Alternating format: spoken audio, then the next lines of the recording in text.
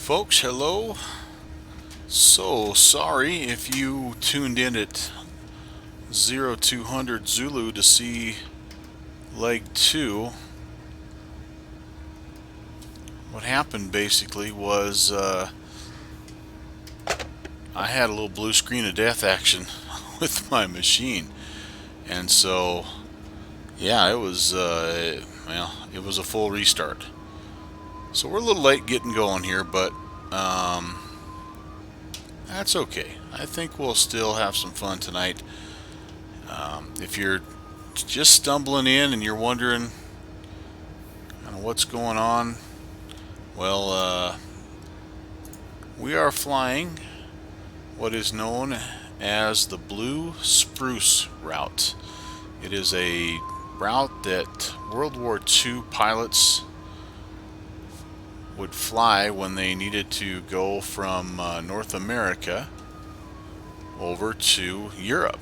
And this year there is a group of real life aviators that are going to be participating in the a reenactment of the Normandy flight. So it's called DAX over Normandy, and they're actually going to be flying this same route that we're flying. They're starting end of May, and their goal is to be over in the United Kingdom in early June, so that they can fly across the channel and in a little reenactment, and they'll actually land in France on June the 5th. D-Day is actually June the 6th, of course, but they've got that area apparently shut down for all kinds of different activities that they've got planned for that day. So the DAX over Normandy guys are going to be in there on the 5th, and that's our plan too. We're gonna spend the next several Saturdays flying this Manfred John C-47 freeware bird. From we started in Oxford, Connecticut last Saturday. We've flown up to Goose Bay, and today we are going to be going from Goose Bay, Canada, to Narsarsuaq, Greenland.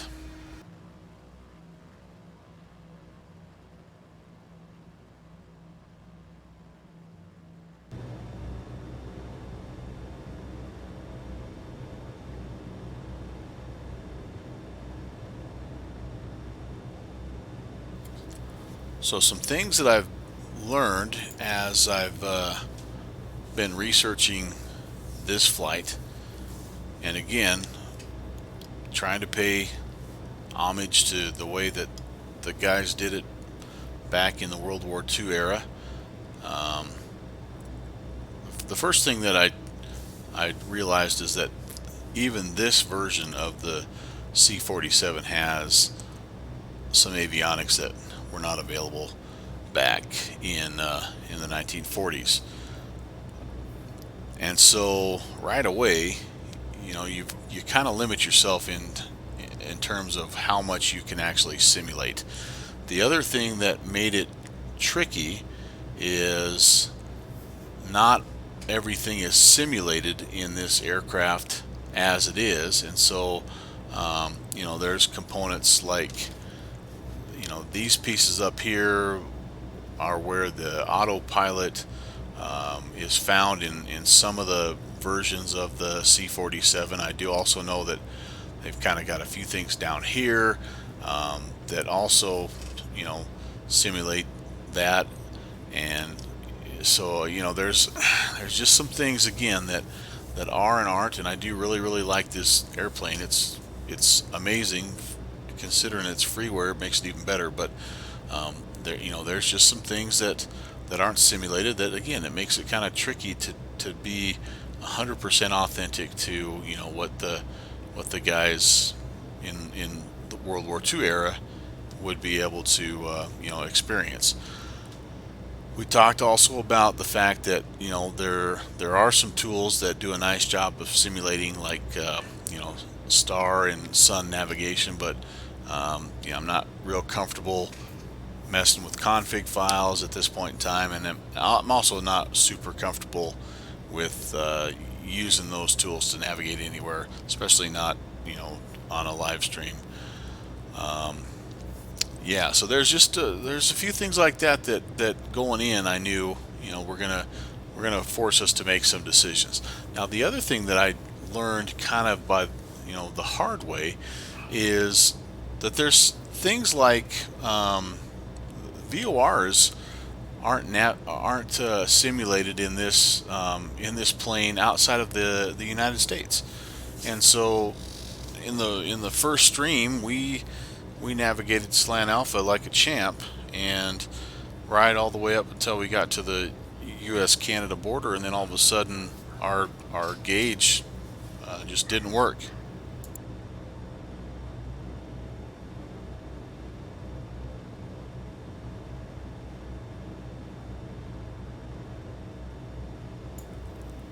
So I jumped over into Europe, I jumped into Iceland, I jumped into Greenland just to see if it was just a glitch, or maybe Goose Bay for whatever reason it wasn't modeled. And what we found, or what I found, was that it's just I think a limit of the database for this particular airplane. They just aren't simulated outside of the United States.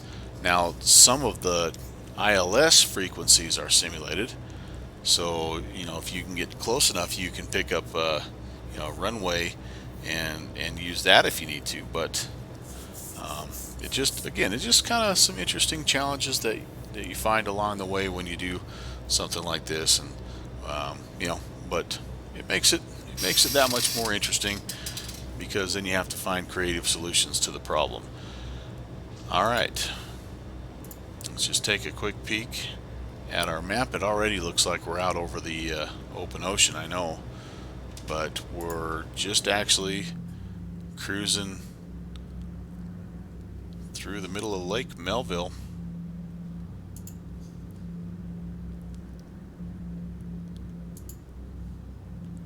This is us right here, and again, just about an hour of flight time just to reach the coast.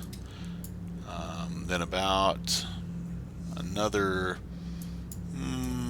3.5, 4 hours, depending on the wind, to reach the coast of Greenland, and then from there probably about another half an hour to navigate the fjord that we need to find and get our plane down at Narsarsuaq.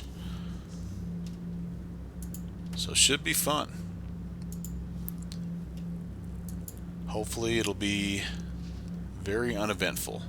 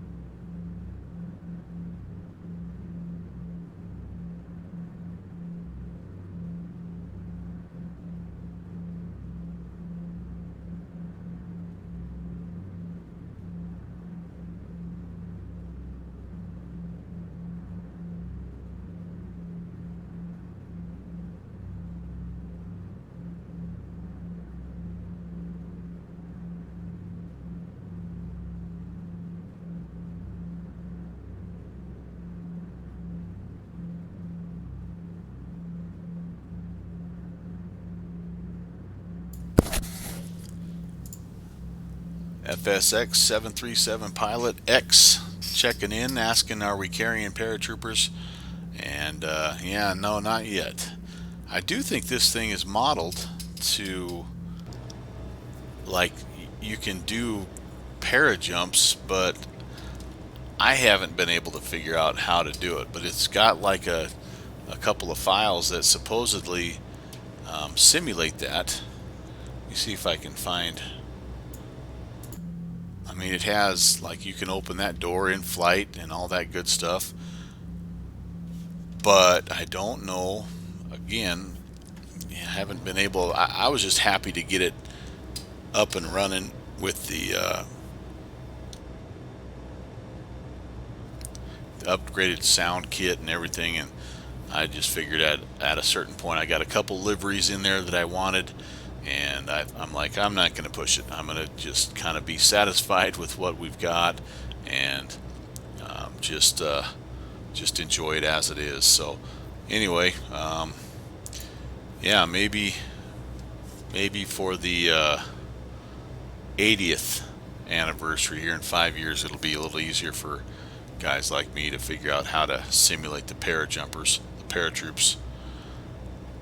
But yeah, that's what these planes partially were for. They were the ones that were in there. They were dropping troops behind enemy lines while the landings on the beach were going on. They were in there the night before, also doing the same thing, and then many of them, and I've researched a little of the history of this particular plane. They actually they talked about, you know, how that first flight in was pretty hairy, because, you know, they're coming in at night, and you're seeing all the tracer bullets coming up, and they're thinking about how bad they feel for the paratroopers that have to jump out into that stuff. But they said actually the tougher flight was the one that came after that, because most of them went back to England and then were loaded up with supplies that they then flew back across the channel, and a lot of them had to fly, you know, back into where they dropped their men to drop off supplies. And so they mentioned, one of the articles I read mentioned that was the flight that was tough, because then they were going back in. They didn't have, you know, night to help them out, and it was definitely not a surprise. So the Germans were ready, and I'm sure that those particular missions probably had a lot more casualties than the initial ones. And even though I'm sure the initial ones had more than their fair share, in terms of, I don't remember the exact numbers, but in terms of people lost, they took their lumps. The other thing that the C-47s helped with, though, were things like Operation Market Garden. They relieved troops. I know you've probably watched or read Band of Brothers. They were responsible for airlifting supplies into the Battle of Bastogne, and so they were a very, very versatile aircraft. Obviously, extremely high tech for their day, and really were, I think, one of the keys to the Allied victory against Germany. Maybe not quite so much against Japan. It was a little more carrier based, air warfare there, and not a lot of C-47s made it onto the carriers. But they definitely played their part really in both theaters.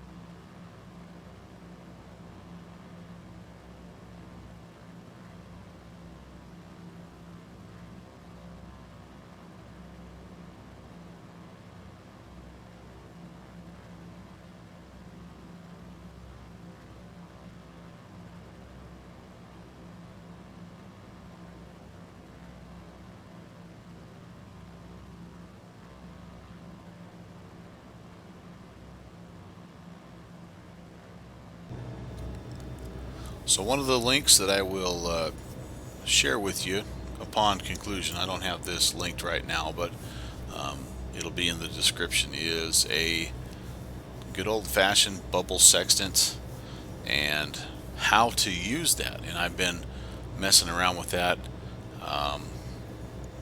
pretty much all week long.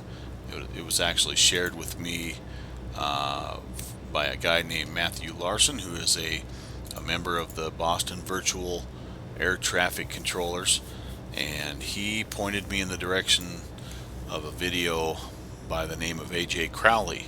And you may know him. He's a YouTube simmer streamer guy, and he's done a lot of work with, kind of World War II era flights, and really has a couple of nice videos that show you how to use the bubble sextant. So I'm gonna share one of those with you, and then there's another interesting video. It's actually a World War II era training film on Dead Reckoning and some of the things that the radio man would do actually in the C-47 as they were flying from point A to point B. So those will be there for you to take a look at your leisure. Yeah, it's stuff like that keeps popping up. I have been able to get in contact with two of the gentlemen that are actually going to be a part of the Dax over Normandy event. They're actually going to be in one of the C-47s, and I'm trying to also get information from them, just stories, if nothing else, about kind of what they're doing, what their flight planning looks like, all that stuff. But so stay tuned for that. Those guys have been really nice. I know how busy they are. I think they're down in Sun and Fun right now, or they're just finishing up Sun and Fun, and looking at their calendar, they're flying all over the place,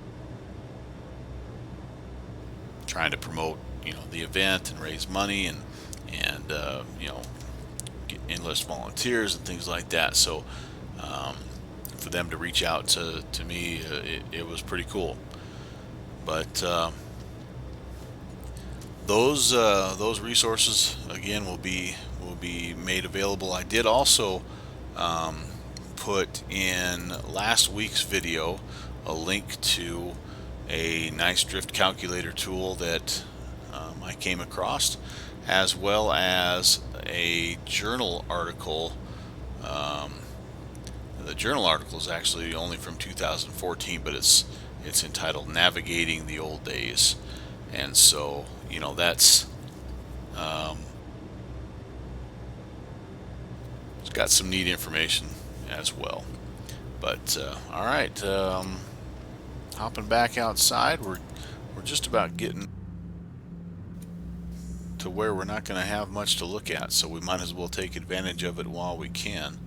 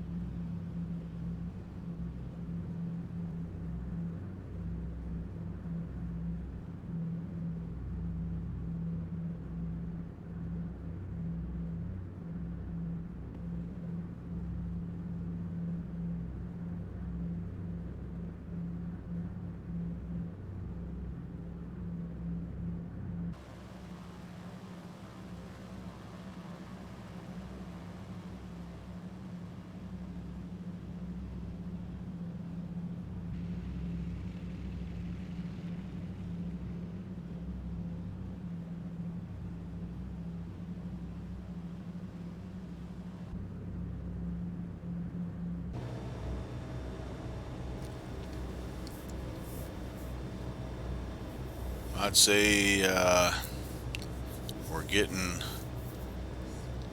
within about 20 minutes of the coast.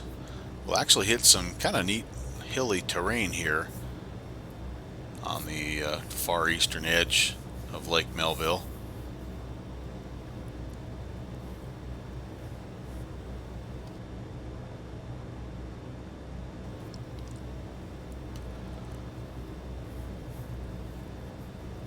Once we get past Cutthroat Island, it'll be time to flip on the GPS and head as direct as we can anyway, over to Greenland. Now, one thing that I've noticed in practice flights, and I don't know if it's just a limitation of this particular GPS or if it's some sort of magnetic deviation, because we're fairly north in terms of our latitude, but we're not going to be coming right in on Narsarsuaq. We're going to have to do a little bit of exploring to find it, but it will get us fairly close. It'll get us kind of in the neighborhood, and so again, we will leverage a little bit of modern technology. I did, on one of the practice flights, I did try to use the bubble sextant as well as the drift indicator tool, and let's just say it didn't go well. I did hit Greenland, which was good, but I was well north. I was hours north of Narsarsuaq, and in kind of going back over my notes, what I realized is, depending on the wind, I could have just as easily missed, just as far the other way. If I would have been south of the airport, I would have actually completely missed the entire entire area. Well, I'd have missed Greenland, and so that told me right away that I need more practice. I also practiced this technique several times on shorter routes. I mean, I didn't just do a bunch of 5-hour practice runs. I don't have that time, but I did a bunch of 1 to 2 hour practice runs. And again, while I'm getting better every time I do it, I'm definitely not comfortable enough. If you watch AJ Crowley's videos, the dude makes it look super easy, and that's definitely not me right now. So it would be great to get to that point at some time, but yeah, that's not going to be today. Also, you may have noticed it's like almost 11 o'clock at night on the East Coast, but I have chosen to fly this during the day. It's I just think it's a little more interesting to see the landscape and to be able to kind of see where you're heading. The navigation that they did with Bubble and Sextant, obviously it worked really well at night, because they were able to take a picture of a star and use that to determine their position and their course and their airspeed and all that good stuff.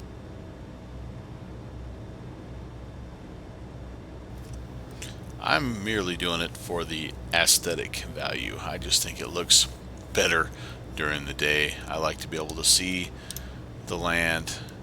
It's going to help me when I get across to Greenland. It's going to help me to see the coast and all that good stuff. There's not a lot out in this part of the world that, not a lot of city lights and things like that are kind of fun to, to look at. It's not like we're flying into Boston or anything, so we might as well just make sure we keep it daylight. So if you happen to, follow along with us one of these nights, I usually set the time for about 6:30 in the morning. That way I know I have plenty of daylight. You know, most of the streams are not going to be any longer than about 6 hours. These first these first four legs are all going to be the longest. Oxford up to Goose Bay was almost 6 hours. This one here, a little under 5. I think as we go from Narsarsuaq over to Reykjavik, which is our next leg, I think that one's about 5 as well. And then Reykjavik over to, I think it's Duxford next. That one's a little bit longer, closer to 6 hours. But then after that, all the ones, you know, across England and obviously over to France are much shorter. But anyway, if you're wanting to follow along, that's kind of what we do. I would love to, at some point, I mean, my goal when we cross the channel and go to Caen Carpiquet, I'd like to have as many virtual pilots as we will see in real life, and so the goal is 30, because that's what they're expecting the real life pilots to have. They're thinking there's going to be about 30 C-47s that are going to make that trip. So it'd be pretty cool if we could get 30, you know, on BatSim to do the same thing. We'll see.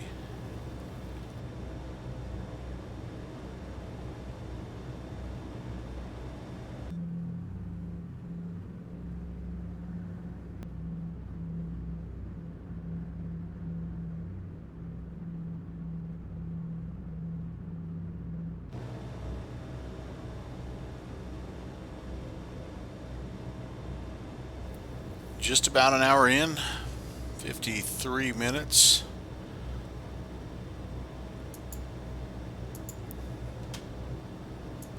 And 3 hours and 41 minutes of flight time approximately to go.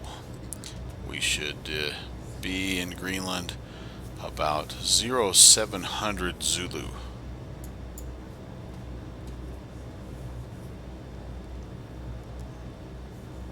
Closing in on the east coast, Canadian east coast, getting ready to head across the North Atlantic into Narsarsuaq, Greenland. Was able to pick up, by the way, some freeware scenery for both of these airports, and you know, it's nothing fancy, but it's just kind of nice. The one thing that the Greenland airport has that's pretty cool is a little bit more of the surrounding scenery. So when we get there, you're going to notice that the hills and stuff just have a little bit more detail. And apparently there's an outfit called Project Greenland that they are working hard, and they have actually several airports that are dotted around, you know, that landmass. Is it a continent? Greenland, a continent, country? That's terrible. I should know that. But anyway, there's several airports. They're all freeware, and Project Greenland is the search if you want to check them out. The only problem that I had with this particular airport is the elevation issue that you sometimes have with Orbix and their global base. And so I did run the elevation correction tool, which helped a little bit, but there are still some abnormalities, I guess, if you will. There's like, the airport sits up above a lot of the rest of the land, and so like if you don't stay on the taxiway or the runway, you're like gonna fall 20 feet down onto the ground. So it adds a little bit more of a challenge. It's kind of like landing on an aircraft carrier, I think. But when I took that off, what it did was the opposite. The runway and the taxiway and the ramp were all like 20 feet below the ground, and so that wasn't good either. So I had to choose one or the other, and at least this way, it's a landable and taxiable airport. And you really don't notice too much. I mean, there's a few spots where you can see it, but it's not too bad. So that's the only thing that I've had, and I haven't tried any of the other airports from Project Greenland. So I don't know if they all have those same issues or not, but that's something just to be prepared for. It's definitely freeware scenery, and it has its quirks. But I'm a big fan of freeware scenery, and I'm willing to give that kind of stuff a try. I'll let you know again when I come across some really good freeware stuff, and there is one that I really do like. I'll let you know how to get that. This little bit of land that you see, these little islands here, are representing the coastline for us. And I'm going to jump back into the cockpit here, and I think you've seen enough of the fantastic map. I think you're going to just have to settle in here for a little while and enjoy looking at a little bit of blue ocean and hazy white sky. We are going to be monitoring, obviously monitoring our gauges, our pressures, our temperatures. We're going to be monitoring our fuel level, but we're going to let the GPS pretty much do the rest, and we'll get that heading going here in just a little bit. So won't be really any narrative. We'll save that for when we hit the coastline of Greenland. We'll have a nice 30 minutes or so of flying into Greenland and up a particular fjord, and you're going to enjoy hearing me probably brutalize the name of this fjord, but we'll save that here, because I'm sure after several hours of flight, I'm gonna be that much better at pronouncing this fjord. You would think I would be, being that my heritage is Norse, Scandinavian, but yeah, I don't speak it. So, if you tuned in early, if you watched us fly out past Lake Melville, I appreciate it. If you want to go back and take a look at Leg 1, where we went from Oxford, Connecticut up to Goose Bay, rock and roll. Appreciate you checking that out. We have another historical World War II C-47 related video that we've put out around something known as Operation Halyard, which is a really interesting story. I won't give it away, but that's you'd have to dig a little deeper into the archives to find that. But that's only a few months ago. It's not like it's years ago. But that was a fun project, and that was a video that was actually put together, with some clips and a little bit more. I use air quotes here, professionally done. It's not a live stream where you just have to take what you can get. But check out any of those and let us know. Let me know. I don't know why I say us. It's not like I've got a team here. But let me know what you think. Happy to have you along, and if you want to come back here in about 3 hours and check out Greenland, yeah, I'd love to have you. So let's pop our GPS here. We're going to increase our range out to about 100 nautical miles. We're going to go ahead and we're going to tune in Narsarsuaq. didn't get that. Activate that. There we go. We're going to use our GPS that comes with Manfred Jan's beautiful DC3 C47, and we're going to let it do the heavy lifting here. You can see 3 hours 30 minutes. It'll take it a little bit of time to kind of get things squared away, lined up, all that good stuff, but it'll get it on the correct heading, and we'll be off to the races, as it were. Farewell, Canada. Thanks for the hospitality. It was good hanging out in Goose Bay for the past week. We'll see you soon, I'm sure.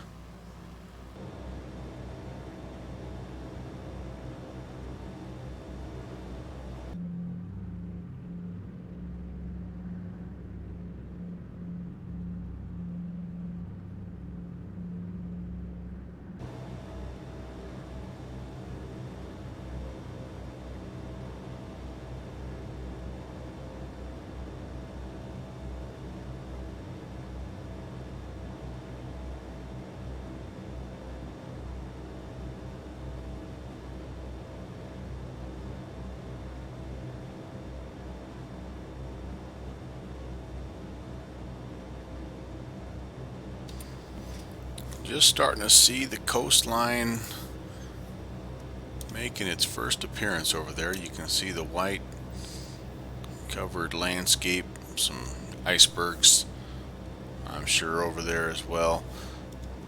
What I would like to do, if we can here, is gain a little bit of altitude, and here's why. There are some hills, mountains, whatever you want to call it here, that actually require us to be up fairly high in order to stay clear.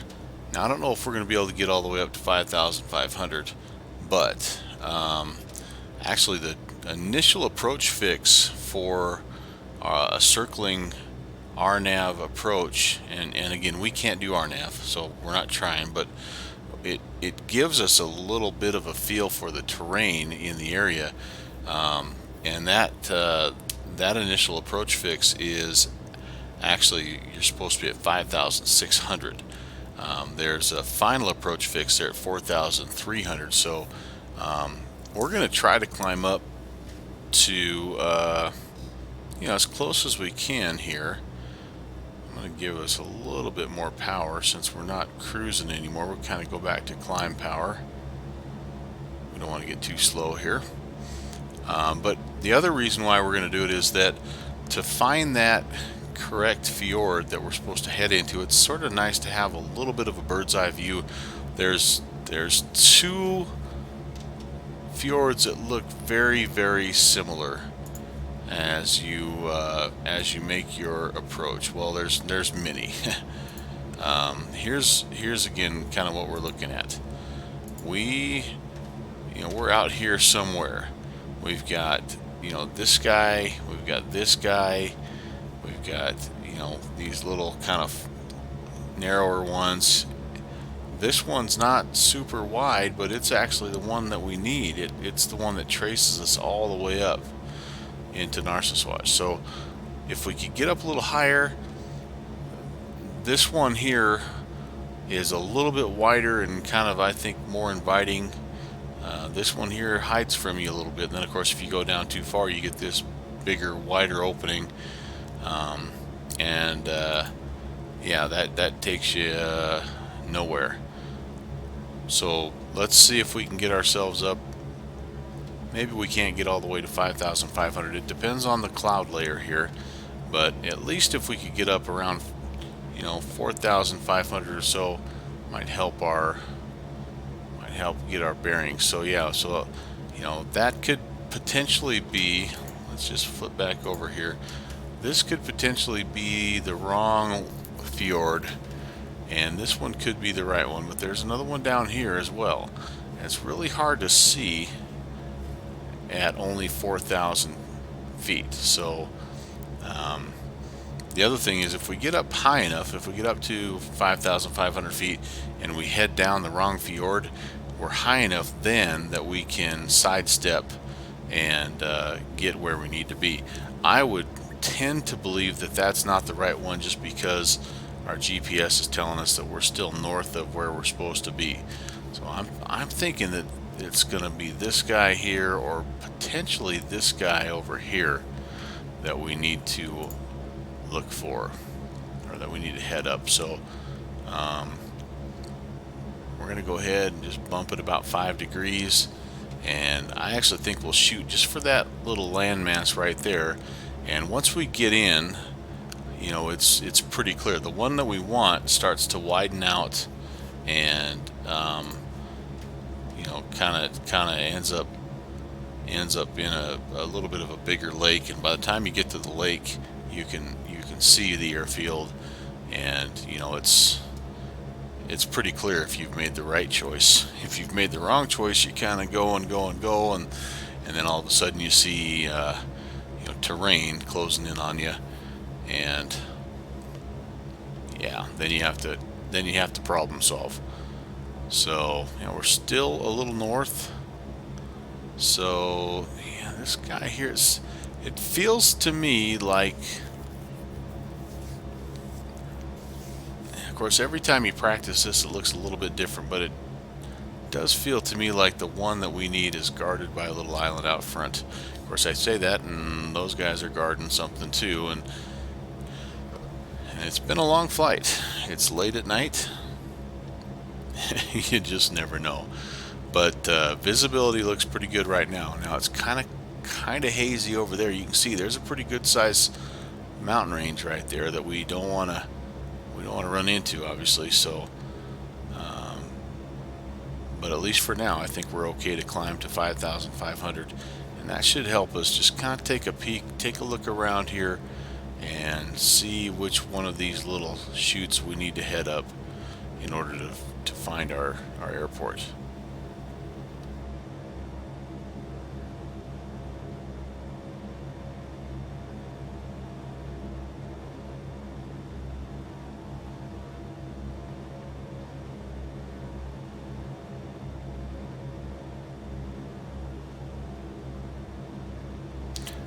Now, a side note, navigationally speaking, it's okay to be a little bit north of course, because the fjord actually runs you kind of a little bit southeast. So if we follow this guy here, which is kind of what I'm feeling like we need to do. How's that for being decisive? If we follow this guy, he should, if it's the right one, it should curve us back to the left here a little bit, and then that should get us lined up. We'll kind of take that southeasterly heading and then turn for home.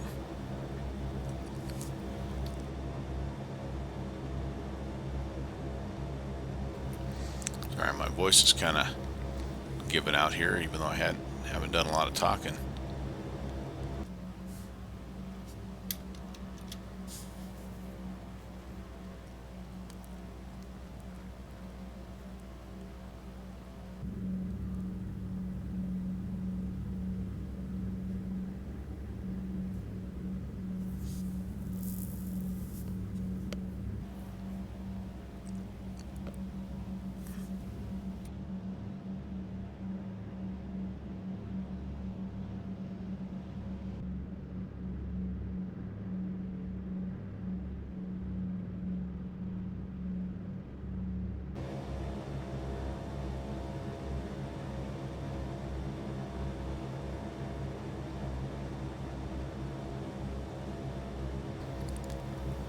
I think we'll go ahead and keep the power settings up here a little bit.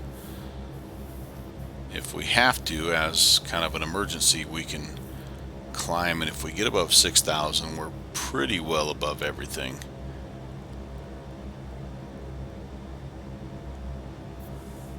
But this guy here is This little island here is looking more and more familiar the closer I get. The question I have now is, I believe, if I remember right, I need to go to the right, to the south side of this little mountain.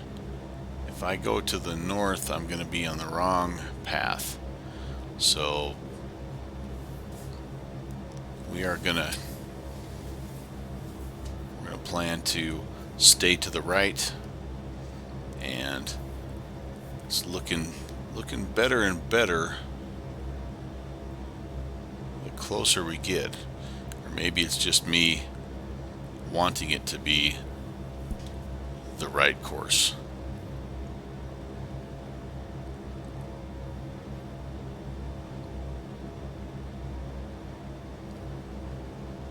Okay, we've achieved 5,500. I do have the weather, or the ATIS from Narsarsuaq. 29098 is, or sorry, 29088 is the current altimeter, which is what we have set.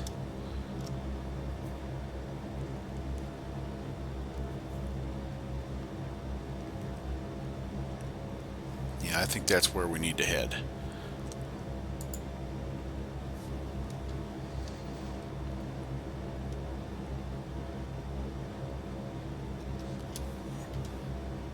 Keep her on autopilot just for a little bit longer, but only so we can hop outside and grab a couple more of these cinematic shots.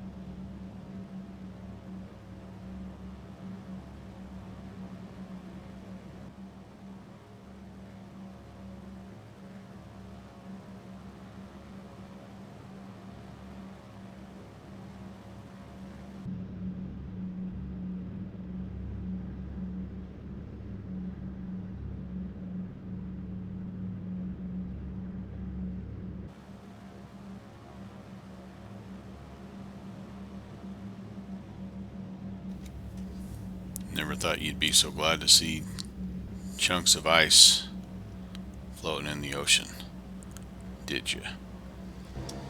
Alright, well, it's time to fly. Take that off. I'm going to close that out. And we're pretty well trimmed out. This plane is, honestly, it's a joy to fly. It's very stable. It likes low and slow. It's kind of what it does. Easy to maintain, heading, all that good stuff. Unless the wind comes up, and then those big old wide wings, that big old tail, it turns into a little bit of a kite.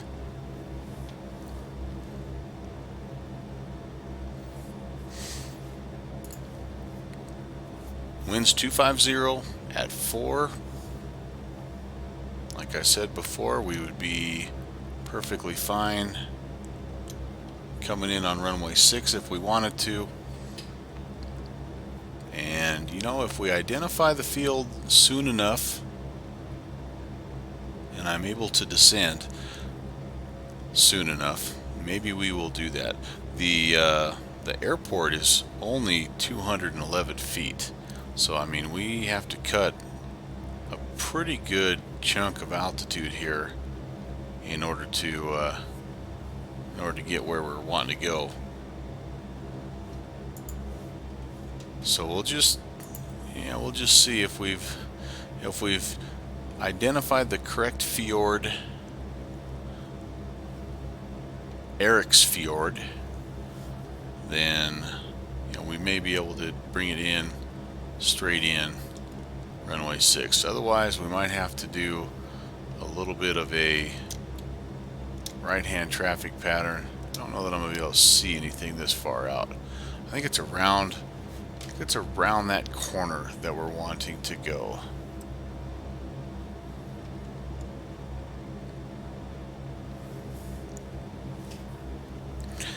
All right, let's just take a peek at the checklist. All this stuff can be taken care of before landing. There is no descent checklist, but I'm going to check speeds, pressures, temps, all looking good. Fuel is in very good shape.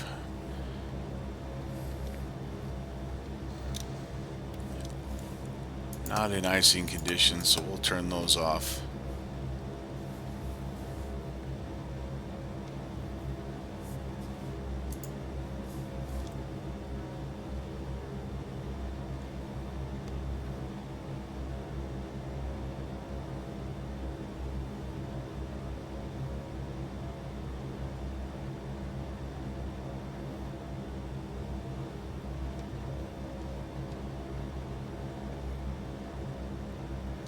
Just about finished with leg 2. Blue Spruce routes. We've flown Goose Bay, Canada, and we're just about into Narsarsuaq, Greenland. Project Greenland has contributed to this scenery. Right now this is what you see because of Orbix, but when we get closer to the actual airfield, there's a little bit of a mesh around the airfield. It actually has caused problems with my Orbix, but I'm not willing to get rid of either one of them, so I kind of compromised, and the altitude adjustment, the AEC, it helped enough that I'm willing to allow it to not quite be 100% perfect. You'll see what I mean in a minute. There's some valleys where there shouldn't be valleys, but it's very difficult. I mean, I can only imagine how tough it is to blend a scenery into, blend an airport into scenery like what you see here in Greenland, where there's literally no flat ground. We could go up a little bit higher even if we wanted to, but I'm feeling very good about where we're heading. This looks familiar. This looks like where we need to be. So I'm gonna stay with it. We're right on course for the most part. So I feel good about the fjord that we picked.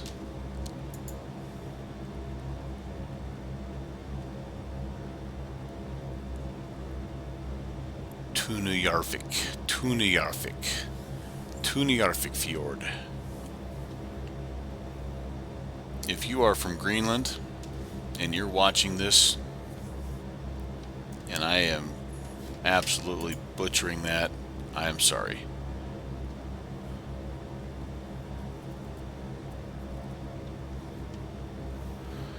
We should, here in the not too distant future, start seeing.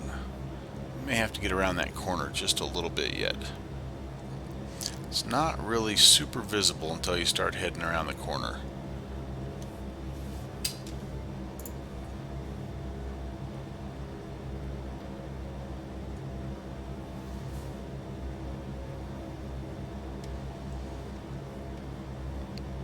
As soon as I get visual confirmation, we will determine if we're going to be straight in on runway 6 and make a little bit of a tailwind landing. Right now, surface winds 250 at 4, so that would be well within the acceptable limits. Or if we're going to loop around and come back in on 24.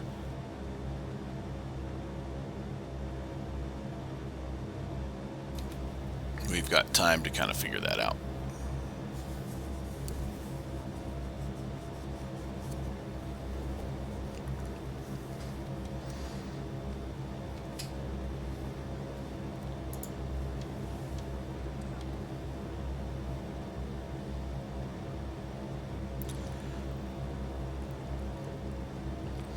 We ended up about halfway across with the wind shifting. It was a headwind for a good part of the, like I say, the first half of the trip, kind of headwind off of our right hand side about our 2 o'clock, 1:30, 2 o'clock, and then about halfway through it shifted and became almost exactly the opposite. It was off our left hand side, and it was a tailwind. Now at 250, it's still a tailwind. It's kind of swung back over to our right hand side. That's a part of oceanic flight planning that's really, really interesting. Even when you're flying, I mean, you would think when you're flying eastbound, you're probably more than likely going to have a tailwind, but you don't always. And so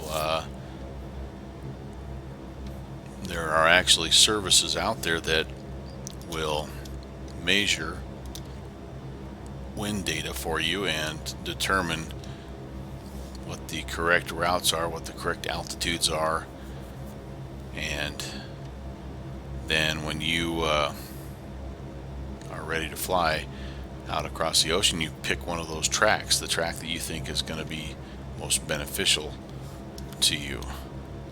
You always want to look for that tailwind. Hey, what do we have here? What is that? Is that like a shipwreck? Wild. I have not noticed that before, and now that's making me think I've chosen the wrong fjord.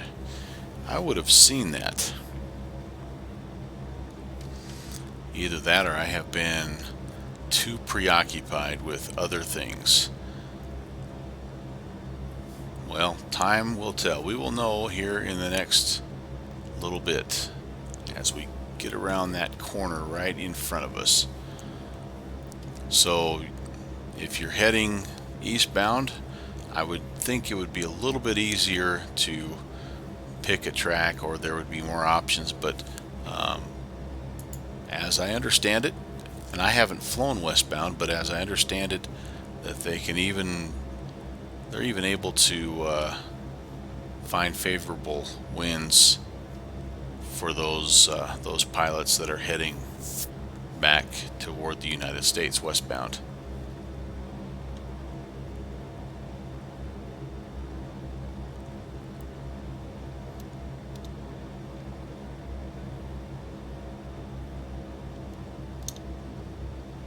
It's pretty.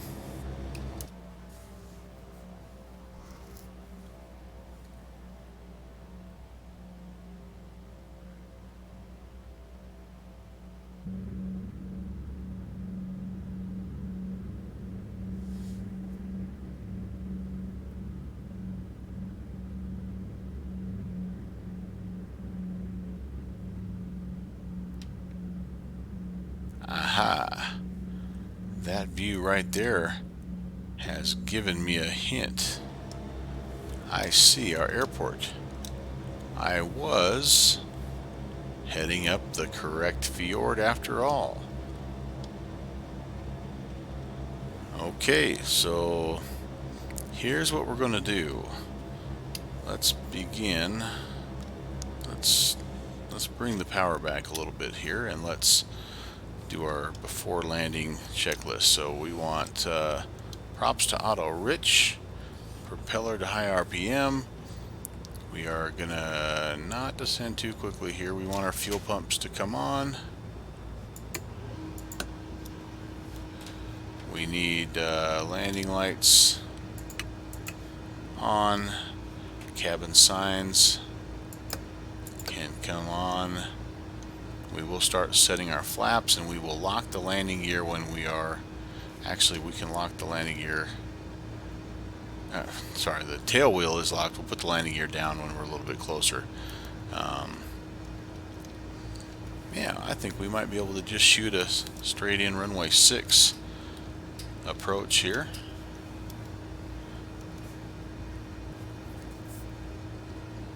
Funny, I did not notice that that shipwreck. That's a good.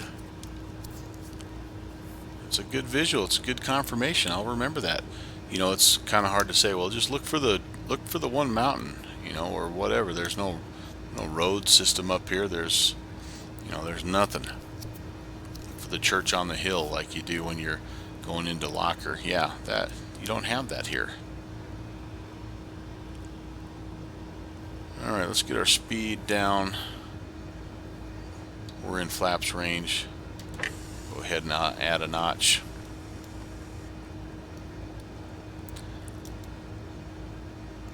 Get us on about a 500 foot per minute descent. See how close that gets us. I actually have enough altitude here. We could probably just bring it fairly well straight in. I think we will. We'll just kind of head over and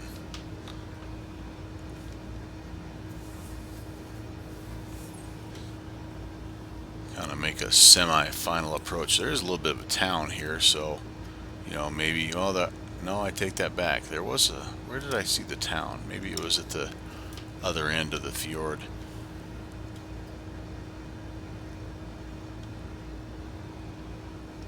No, maybe it's more tucked in close to the airport. Yeah, that's where it's at. Alright, well, I think we're looking pretty good so far. Still about 4,500 feet above the airfield. Speed is right about where we want it. We'll slow it down, get it down close to 100 when we're on short final. We've got a notch of flaps in. We'll get ourselves lined up, get the gear down, get another notch of flaps in. And remember, we have a little bit of a tailwind here, so we don't want to get crazy with the flaps. We don't need to get crazy with the flaps. And the runway itself is it's plenty long. It's let me look here just to double check.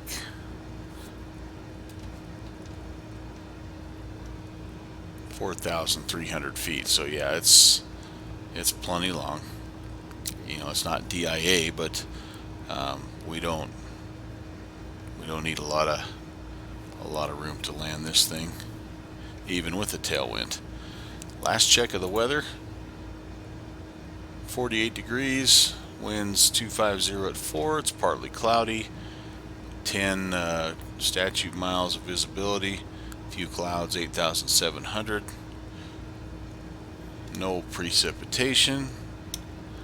I would say runway 6 it is. I've leveled out a little bit here for some reason.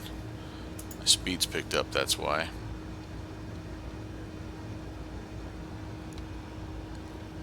Don't want to come in too high, too fast. Really don't want to do a go around here. The go around procedure, by the way, if we were on the RNAV, would be to climb up through 4,900 feet.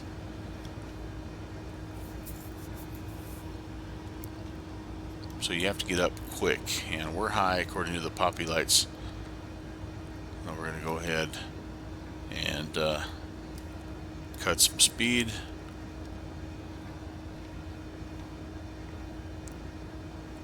Drop our gear, another notch of flaps. There's our gear warning horn. Gear's coming down. Okay.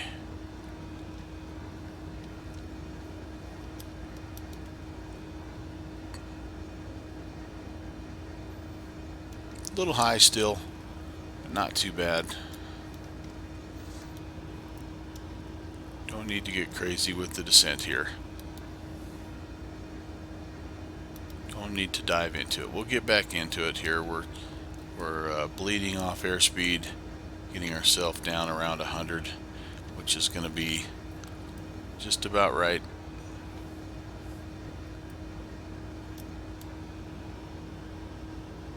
Might just carry a little extra speed because of the tailwind.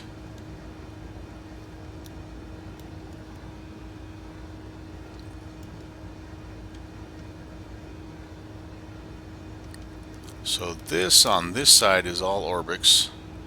As you can see, they've done a nice job of modeling the hillside, and it doesn't look great right now because my rendering is set to fairly close, not a long ways off. But as soon as we get a little closer to the airport, you'll see the detail that the Project Greenland guys have come up with here. It's pretty solid. I hope they're able to continue, and I know their goal is to eventually map the entire continent of Greenland. I never did decide if it was a continent. All that time crossing the pond, and I couldn't even do a little bit of research. That's not good. Alright, still a little bit high. Speed's okay. We're gonna land with 2 notches of flaps.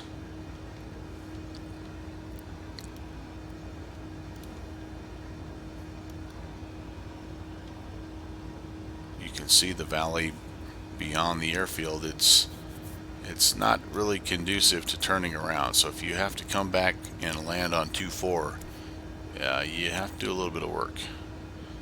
We're still high, having trouble bringing it down. We may end up on the go around no matter what here. Don't want to get too steep. Yeah, I'm high. Alright, much as I hate to do this, we're not making runway 6, ladies and gentlemen. Gear up, flaps up. We're gonna climb out of here. We're gonna turn it around, and we're gonna attempt to come in. I guess that's runway 7. We're gonna attempt to come in the other way here. So we're not gonna do a missed approach as published on the RNAV, because we're not flying an RNAV approach, but we are going to climb up to about 1,500 or so. I'd like to get at least 1,000 feet above the runway, and going to go make our turn here and see if we can. It's not your traditional missed approach.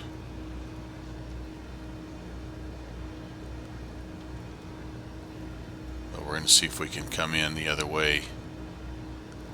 A little bit of a tailwind.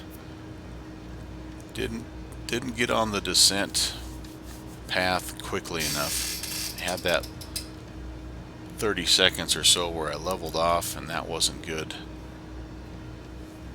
All those little things matter.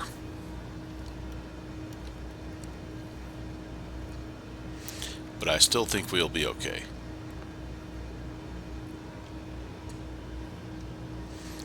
Take it out here. Clear to the right. Not quite getting our altitude like we wanted.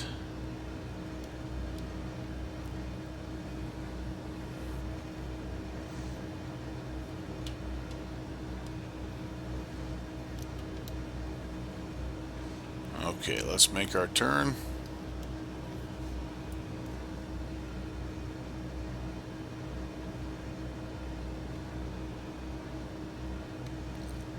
We put the gear up, we put the flaps up.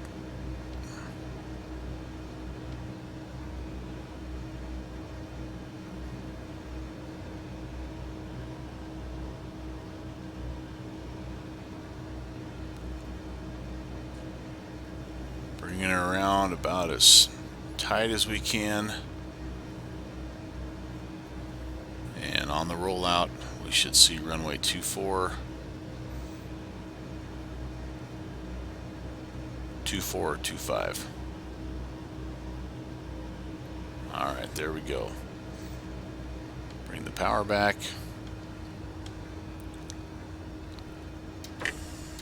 Two notches of flaps. Go ahead and put the gear down.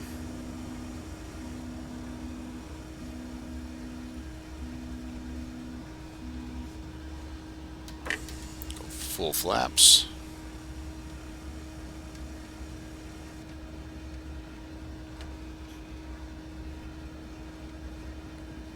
Much better. No poppy lights on this end to help us out. That looks a lot better.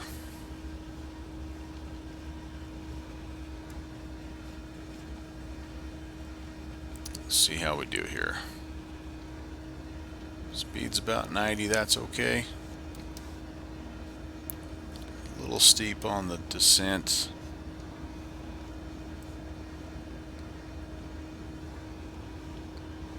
Getting blown around just a little bit, but not too bad.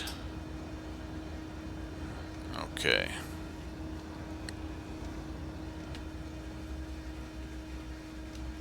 Power back to idle. Oops, there's a little bit of a bounce.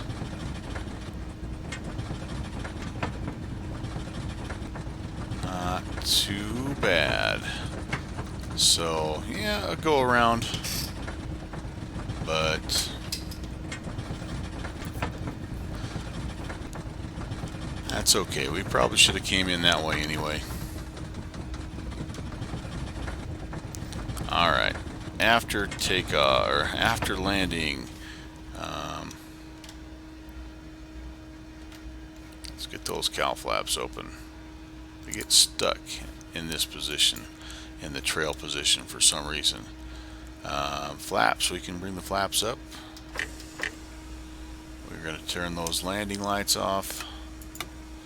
We are going to turn those noisy fuel pumps off. Trim is zeroed, and let's unlock the tail wheel so we can turn around. So I don't know if you noticed, but when we landed we had that look like a little bit of a valley. When we come down to this end of the runway, it's not so severe. We have a little bit of shoulder that we can work with because there is no taxiway. You just have to back taxi.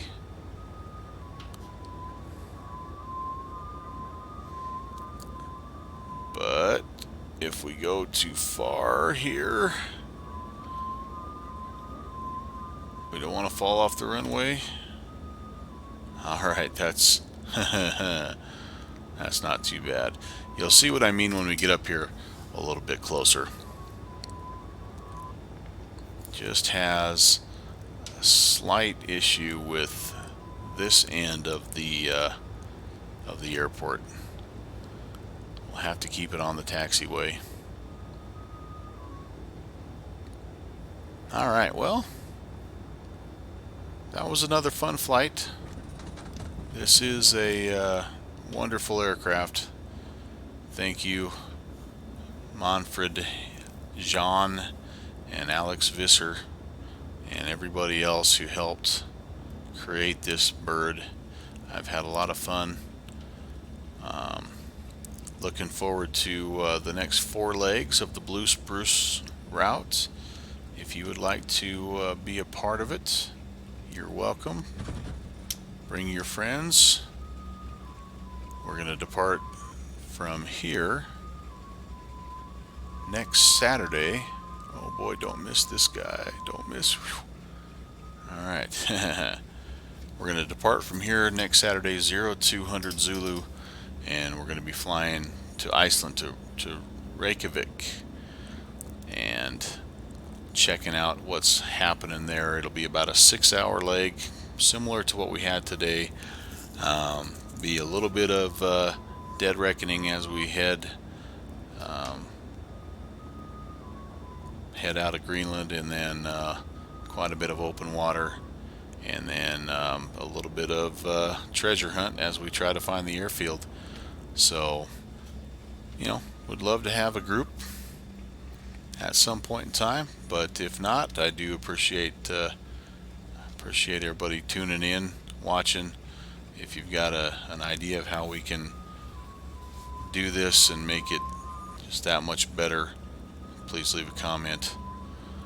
But until next Saturday, I hope you guys have a fantastic rest of your weekend. Take care. We'll see you next time. God bless.